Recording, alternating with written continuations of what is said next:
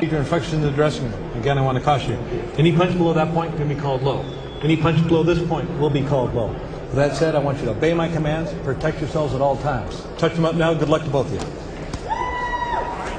So for many, the first good look at Ismail Salak. Doug Fisher, what should we be looking for? You're going to see a busy jab. You're going to see snap on the end of all of his punches, but you're going to see somebody who gradually, as the fight progresses, adds to his punches. You're going to see right hands. You're going to see left hooks. You're going to see body shots. He goes to the body very well for such a tall, rangy opponent. Sounds like the complete package, right? Well, no question about that. In fact, he appears to be very confident here and very calm. I think that's one of his strengths, is his confidence. When we were talking to him in the fighter meetings yesterday, he had no problem saying that he doesn't believe Judah can go 6 rounds with him.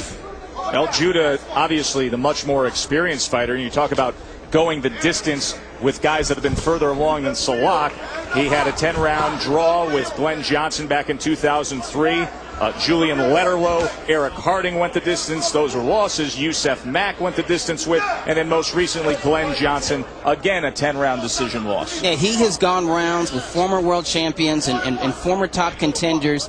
And these are guys who are pressure fighters, who throw a lot of punches, who have heavy hands. The late Julian Mr. KO Letterlow was a pure puncher.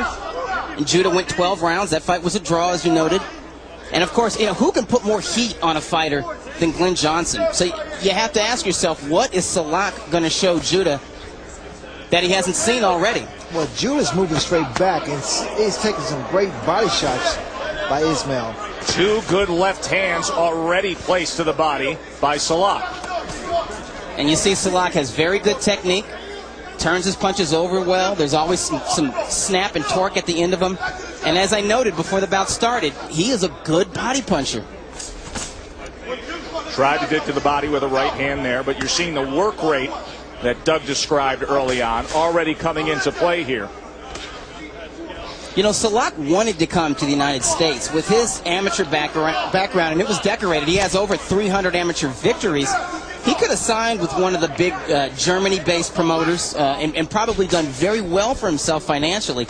He wanted to come to the U.S. because he felt that the competition was here that would make him a better fighter in the gyms, and he felt that he would receive the better instruction. He says he doesn't want to fight like your stereotypical European fighter, straight up and just jabs and straight rights.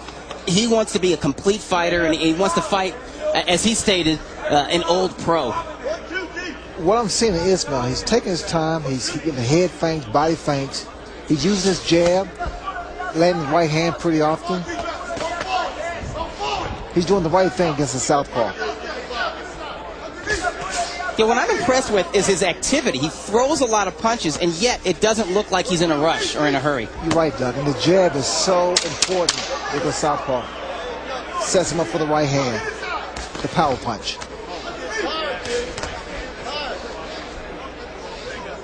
Good opening round for the young unbeaten prospect Salak.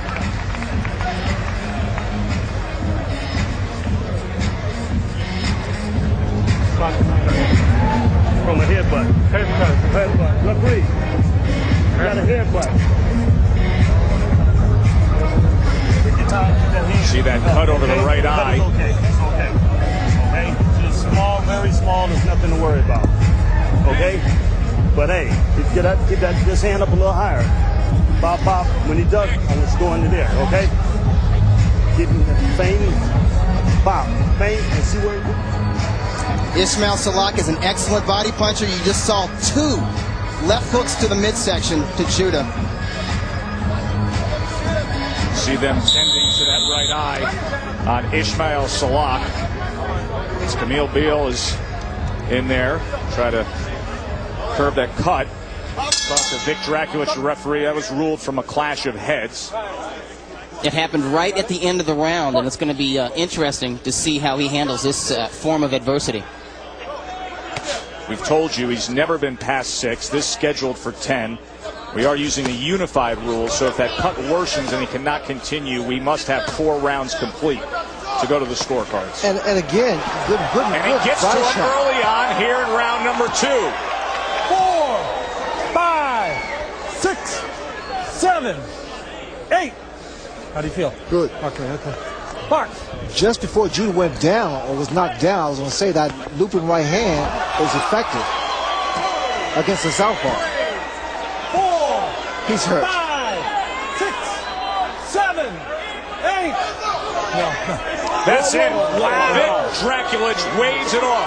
We just went through the list of fighters that Daniel Judah has gone the distance with. Former titleists, former title challengers. Ismail Salak told us yesterday, and it came true. He said this guy can't go 6 rounds with me. Turns out this guy can't go 2 completed rounds with him. I am so impressed. I'm very impressed. Calm, took poise, took his time, used his jab, used his height, and he has tremendous power and a great body puncher. I think it was a shot to the body that set up that knockdown. The first knockdown in the second round. Let's take a look back at the first knockdown early on here in round 2. Well, here's that great shot to the midsection. Put him down.